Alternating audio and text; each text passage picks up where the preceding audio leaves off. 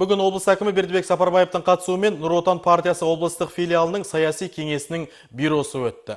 Шара барысында Нұр Отандықтар партияның Ақтөбе облыстық филиалының бюро мүшесі, партияның өңірдегі белсенді мүшесі Келдібай Еспағанбетұлын 70 жас мерейтойымен құттықтады.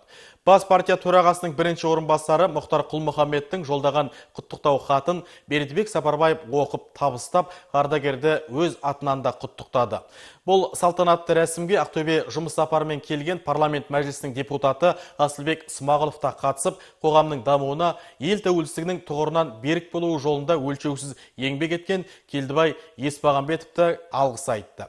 Ал мерейтой иесінің әріптестері бірге жұмыс жасаған жылдардың жемісті сәттерін еске алды. Бәрі де партия ардагерінің жоғары жауапкершілігін, елжандылығын айтысты. Келдібай Еспағанбетов қазақстандық патриотизмді дамытудағы орны айрықша десті олар.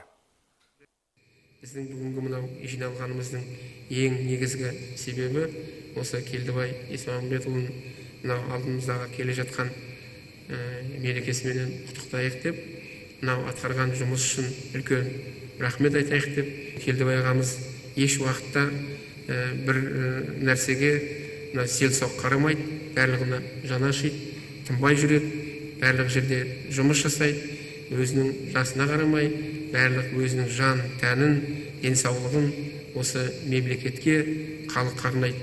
Мен ойлаймын, әсіресе мынау қазіргі өсіп жатқан жастарға осы Келдібай Еспағанбетұлының өмірі үлкен тәжірибе. Егер осындай біздің ағаларымыз көп болса, ең негізгісі елдің ішінде бірлік болады, жастар өзінің отанын сүйіп өседі.